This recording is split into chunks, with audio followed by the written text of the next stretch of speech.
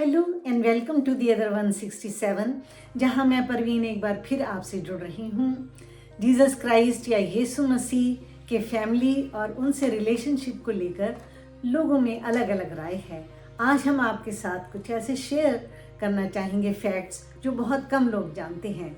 यूहन्ना 7 अध्याय 5 वर्ष से महसूस होता है कि यीशु के भाई उसकी डिविनिटी पर शुरू में विश्वास नहीं कर पाए थे। ऐसे ही एक बार प्रचार के दौरान जब यीशु की माता मरियम और उनके भाई उनसे मिलने आए तो यीशु ने भीड़ को और चेलों को देखते हुए कहा, मत्ती 12 अध्याय 50 वर्ष, जो कोई मेरे आसमानी बाप की मर्जी पर चले वो ही मेरा भाई, मेरी बहन और मेरी माता है। इसका मतलब ये हरगिज़ नहीं था कि वो अपने भाई या माता को इग्नोर कर रहे थे या उनसे बनती नहीं थी। असल में वो संसारिक रिश्तों में उन्हें सबसे ज़्यादा प्यार करते थे और पिता जोसेफ के मरने के बाद 30 साल की उम्र तक उनके गार्डियन रहे। लेकिन यहाँ वो कहना चाहते थे कि उनके फॉलोअर्स उस समय भी और आज भी उनके प्यार के उतने ही हकदार हैं जैसे उनके भाई बहन, मे बी इवन मोर। और यही रियलाइजेशन उनके भाई बहनों को हुई उनका कलाम सुनकर, क्रूस पर उनकी कुर्बानी और उनके बोले गए वचन सुनकर और उनका रेजरेक्शन देखकर।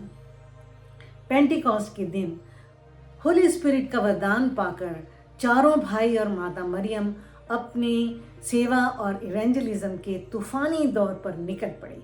माता मरियम तो खैर पहले ही जानती थी कि यीशु कौन है। She was the backbone and the pillar of the first church.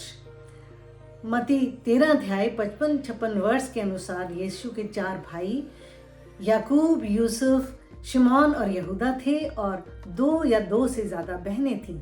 यीशु खुद तो होली स्पिरिट से पैदा हुए थे, लेकिन उनके जन्म के बाद मरियम और यूसुफ ने, जोसेफ और मेरी ने अपनी शादीशुदा ज़िंदगी शुरू की और मत्ती 1 अध्याय 25 वर्ष में बताया गया है। बाइबल हिस्टोरियंस और थियोलॉजियंस का मानना है कि epistle written by James and Jude, याकूब की पत्री और यहूदा की पत्री लिखने वाले यीशु के 2 भाई थे। इससे थोड़ा सा आगे चलें तो बुक ऑफ एक्ट्स चैप्टर 15 और वर्स 13 एंड 21, गैलेशियन 1:19 से साफ जाहिर होता है कि यीशु के भाई जेम्स यरूशलेम के मसीहों में हाईली रिस्पेक्टेड लीडर थे। माना जाता है कि वो यरूशलेम के फर्स्ट बिशप थे और ये ओहदा उन्हें दिया गया था उनकी अनथक सेवा के लिए जो वो परसिक्यूटेड क्रिश्चियंस में कर रहे थे। वो परसिक्यूटेड क्रिश्चियंस उनकी विडोज और ऑर्फन में रात और दिन घूम घूम कर उनकी शेल्टर और खाने पीने का इंतज़ाम करते, उनका दुख बांटते।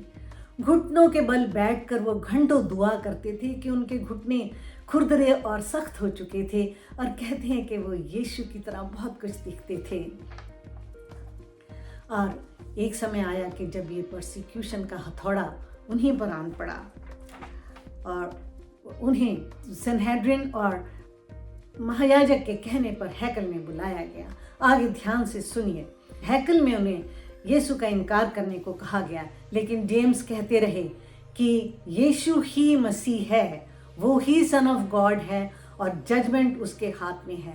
तिलमिलाए यहूदियों ने उन्हें ऊपर की मंजिल से नीचे फेंक दिया।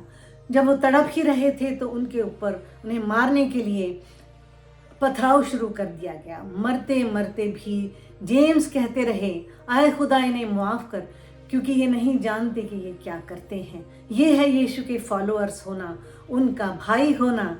क्या रोंगटे खड़े नहीं हो जाते ऐसी कुर्बानी और ऐसी गवाही सुनकर? अपने अंदर झांके तो छोटा महसूस होता है। प्रियो, आज हम यीशु की ग्लोबल फैमिली का हिस्सा हैं और उनके भाई बहन हम अपने आप को कह सकते हैं। लेकिन अगर हम सचमुच में अपने भाई बहन उनको मानते हैं तो समय आ गया है नींद से जागने का और कमर बांध कर उनकी सेवा में जुट जाने का, क्योंकि मैं यीशु के साथ नूर में चलूंगा, हो अंधेरी राह में न डरूंगा, फतह पाऊंगा, दिल से गाऊंगा, यीशु मेरा मुंजी मसलूक। चलते चलते नूर में यीशु के साथ, चलते चलते थामता यीशु का हाथ। नूर में मैं रहूँगा, फतेह पाऊँगा, मैं नूर में चलता चलूँगा। अगर आप भी किसी के लिए इंस्पिरेशन का सोर्स बनना चाहते हैं तो इस मैसेज को आसानी से अपने फ्रेंड्स, फैमिली और ग्रुप्स में भेजिए और लाइक और सब्सक्राइब करना भी ना भूलिए।